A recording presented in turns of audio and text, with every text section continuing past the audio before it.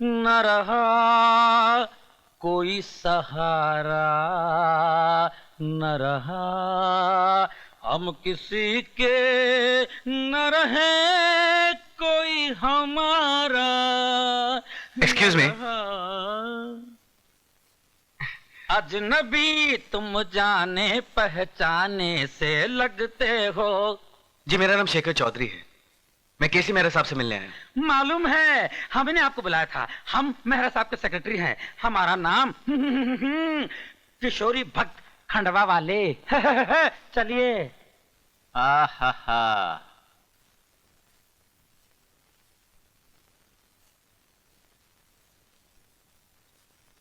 बैठो शेखर। मैंने तुम्हारे बारे में बहुत कुछ सुना है और मुझे यकीन है कि तुम एक काबिल और होनहार नौजवान हो और एक अच्छे फिल्म डायरेक्टर बन सकते हो। इसलिए मैं चाहता हूं कि तुम एक फिल्म मेरे लिए डायरेक्ट करो।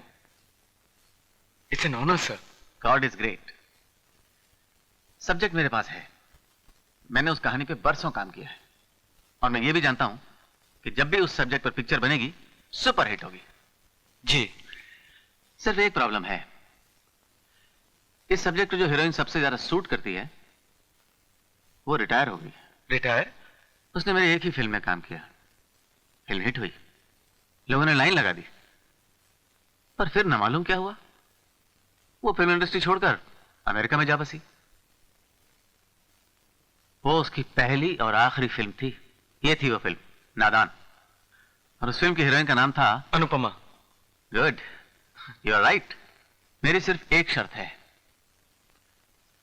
अगर तुम अनुपमा को दोबारा इंडिया लाकर उसे एक्टिंग करने के लिए राजी कर लो तो मेरी इस फिल्म का तुम्हारे सिवा दूसरा कोई डायरेक्टर नहीं होगा।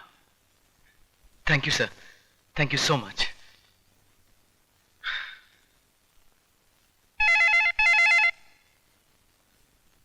हेलो शेखर। अंजू, अंजू मुझे फिल्म मिल गई डायरेक्ट करने के लिए। लेकिन ये सब हुआ कैसे शेखर? सब बताऊंगा। तुम मुझे मिल सकती हो 4 बजे उसी जगह पे। और लेट हो गए तो? अरे नहीं बाबा, इस बार लेट नहीं होगा। I love you. I love you too. पापा पापा पापा, गेस व्हाट, शेखर को फिल्म मिल गई। अच्छा? हाँ, आखिर वो फिल्म डायरेक्टर बन ही गया। खबर अच्छी है, लेकिन एक फिल्म बनाना बहुत मेहनत का काम है। क्या शेखर इस लायक है? हाँ है। और क्या वो तुम्हारे लायक है? देखो बेटी, शेखर का बैकग्राउंड क्या है? किसी छोटे से शहर में वो अपने माँ बाप को छोड़कर इस बंबई शहर में खाना बदोशों की जिंदगी जी रहा है। ऐसे लड़के के साथ तुम्हारा मिलना जुलना। सोना भी आग में से गुजरने के बाद ही गहना बनता है। मैं तो बस इतना जानती हूँ कि शेखर में टैलेंट है, काम करने की लगन भी है, और आज उसे अपना सपना पूरा करने का मौका भी मिल गया है। पापा, इस वक्त अगर मैं उसे सहारा नहीं दूंगी तो कौन देगा? बेटी, इस दुनिया में तुम्हारे सिवा मेरा भी तो कोई नहीं है।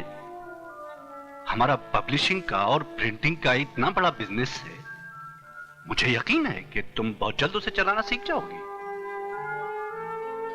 सोचना ना भी चाहूं पर यह ख्याल तो आता है कि कहीं तुम्हारी दौलत की खातिर तो कोई तुम। पापा, आप शेखर को गलत समझ रहे हैं। नहीं बेटी, तुम मुझे गलत समझ रही हो। मुझे तुम पर और तुम्हारी समझदारी पर पूरा यकीन है, लेकिन डरता हूं कि शेखर की इस अग्नि परीक्षा में कहीं तुम पर कोई आंच ना आए। नहीं आएगी पापा, आई प्रॉमिस।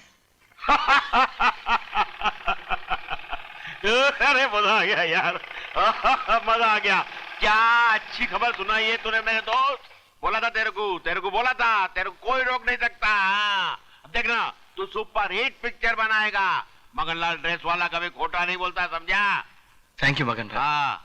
पर जानते हो, सब आपके सहारे की वजह से हुआ है। अगर आप मुझे रहने की जगह और कड़की के वक्त मदद नहीं करते ना, तो मैं कब का बॉम्बे छोड़ के चला गया। नहीं यार, आपका एहसान मैं कभी नहीं भूलूंगा। दोस्ती में एहसान की बात करता है। अरे मैंने तो अपना फर्ज पूरा किया है, एक परंपरा निभाई है। इस बंबई शहर में कोई ऐसा नहीं है जो किसी के सहारे के बगैर खड़ा हुआ हो। आज मैं जो भी हूं, किसी की शिक्षा और आशीर्वाद की वजह से। छोड़िए, बता पार्टी कब देता? अरे मगन भाई, मुहूर्त तो होने दो, गांडा बहाना करता है। अरे पार्टी में देता है, बोल क्या खाएगा? ढोकला मंगाऊं? डोसा, बटाटा वड़ा, गाठिया, खांडवी, चाय कॉफी, बोल क्या पिएगा? नहीं मगन भाई, वैसे भी बहुत देर हो गई। मुझे 4 बजे अंजू से मिलना था। वैसे उस घड़ी में टाइम सही है ना? अरे पगले, ये शूटिंग की घड़ी है, इसमें मशीन नहीं है, सिर्फ काटा ही काटा है। जब से पैदा हुई तब से 3 बजाती है। ए गुरु मास्टर, टाइम क्या हुआ रे?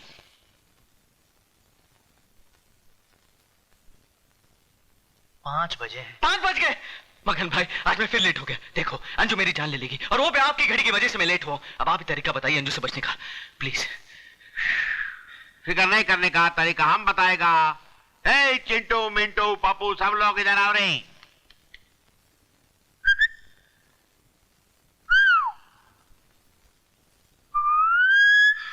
ए!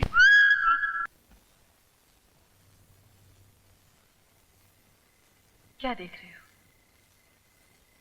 तुम्हारी आंखों में विश्वास है। मुझे तुम पर विश्वास, क्योंकि तुम्हें अपने आप पर विश्वास है। तुम जो भी करोगे अच्छा ही करोगे। तुम नहीं होती मेरी जिंदगी में तो मैं क्या करता जान। पहली बार तुमसे दूर जा रहा हूं ना, अजीब सा लगता है। I'll miss you। अच्छा है, अमेरिका से वापस आओगे तो मुझसे और ज्यादा प्यार करोगे। Come on, now cheer up. इतना बड़ा कदम उठाने जा रहे हो, तुम्हें खुश होना चाहिए ना। Come on. पता नहीं कामयाबी की तरफ हिस्सा कदम है या नहीं। उसका फैसला 1 मिनट में कर देते हैं। लेट्स टॉस, हेड या टेल। अगर हेड्स हुआ तो तुम सफल होगे, और अगर टेल्स तो नहीं। Okay? Okay.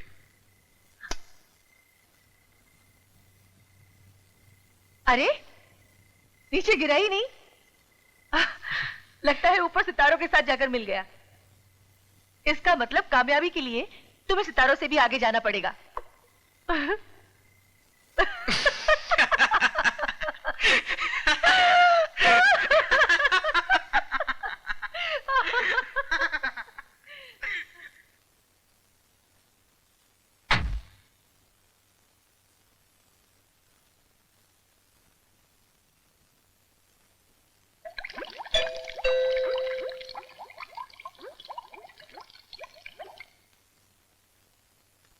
Mister Shekhar Chaudhary, I presume. जी। हमें आप ही का इंतजार था। I am doctor Arun Joshi, please to meet you. मैं अनुपमा का ट्रीटमेंट कर रहा हूं। इससे पहले कि आप अनुपमा से मिलें, मैं आपको कुछ इंपॉर्टेंट बातें बता देना चाहता हूं। अनुपमा की दिमागी हालत अभी भी नाजुक है, और हमें लगता है कि एक फिल्म डायरेक्टर होने के नाते आप हमारी मदद कर सकते हैं। यू सी,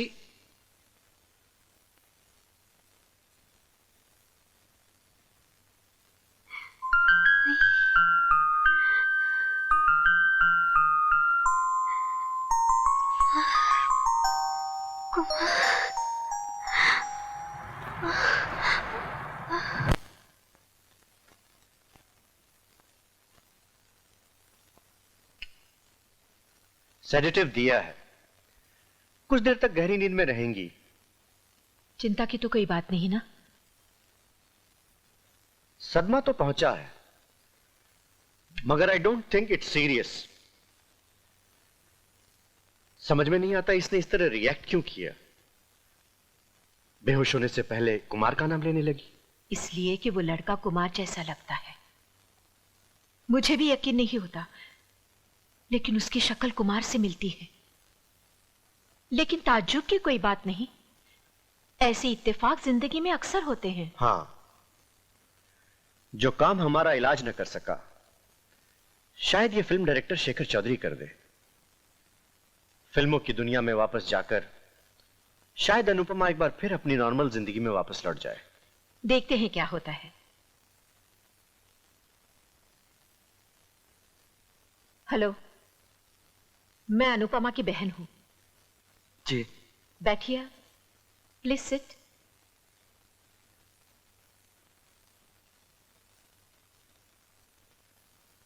अरुण से आप मिल ही चुके हैं। मेरे हस्बैंड भी डॉक्टर थे, लेकिन जब से उनकी डेथ हुई है, अनुपमा की देखभाल करने में अरुण ही मेरी मदद करता है। मेरा भांजा अनुपमा है। जी को एक्चुअली हुआ क्या है? बहुत साल पहले उसके साथ एक ऐसा हादसा हुआ था जिसका सदमा वो आज तक भुला नहीं पाई है। जिस आदमी से अनुपमा ने शादी की, वो शादी के रात को ही उसे छोड़कर हमेशा के लिए कहीं चला गया। वो भी आप ही की तरह एक फिल्म डायरेक्टर था। उसका नाम था कुमार। अनुपमा ने आपको उसी नाम से पुकारा था ना? वो इसलिए कि आपकी शक्ल कुमार की शक्ल से मिलती है। मेरी शक्ल? अनुपमा ने मुझे कुमार की फोटो भेजी थी। मैं बहुत कम उम्र में शादी करके यहाँ अमेरिका आ गई। अनुपमा चिट्ठियां लिखकर मुझे सब कुछ बताती थी। कभी कभी सोचती हूँ उसे बाबा के साथ अकेला छोड़कर मुझे यहाँ नहीं आना चाहिए था। वो कभी बड़ी हुई ही नहीं। शादी के लायक हो गई थी, लेकिन बच्चों जैसा बिहेव करती थी। बेचारी नादान थी।